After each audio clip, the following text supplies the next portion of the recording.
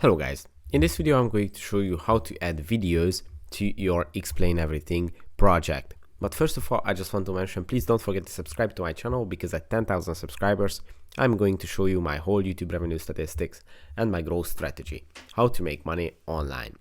So let's jump into it. First, open the home page on the Explain Everything app, which is on the left side of the screen, and go to some of your projects where you want to add a video.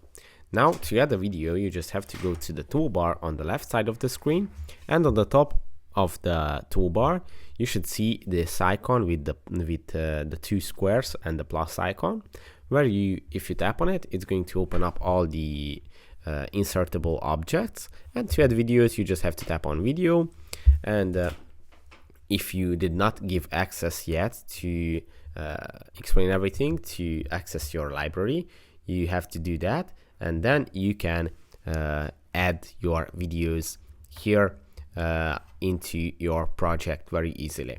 So that's pretty much it for this video. I hope it was helpful for you. If it was, please consider subscribing, and see you in the next one. Bye bye.